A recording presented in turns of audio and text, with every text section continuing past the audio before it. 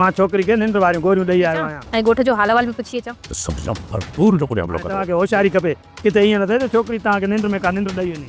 बातों के सुधारण तो चाहे उन्हीं का पोइ इन्हीं मंगलवार जो बंदा सब पलांद वठंदासीं। अस्सलाम वालेकुम हाज़रीन ऐं नाज़रीन ड्रामा सीरियल दुलाब जी नेक्स्ट एपिसोड जी नई अपडेट दोस्तों तव्हांखे ॿुधाईंदा हलूं। अचण वारा एपिसोड ज़बरदस्त सनसनीखेज़ ऐं दिलचस्प थियण वारा आहिनि।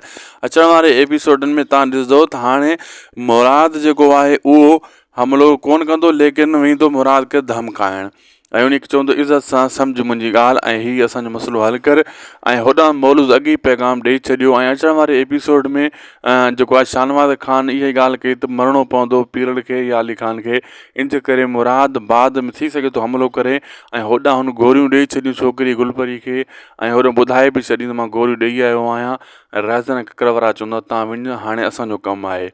हाणे हू जंहिं शइ में गोरियूं मिलाईंदी उहा शइ चांहि या मानी खाईंदा ई कोन, वरी बहानो करे सुम्ही पवंदा जीअं नशो अची वियो आहे। अहिड़े हिसाब सां सोडल खे पकड़ण जी हू पूरी कोशिशि कंदा ऐं सोडल खे ऐं गुलपरी खे इन शइ जी ख़बर ई कोन्हे ऐं गुलपरी सां राब्तो बि जो हली रहियो आहे। राज़न ऐं ककरवारा इहो तमाशो ॾिसी रहिया आहिनि ऐं इन मसइलो बि इहो बि तमामु जल्द तव्हां ॾिसंदो 2-3 सीन साम्हूं अचण वारो आहे।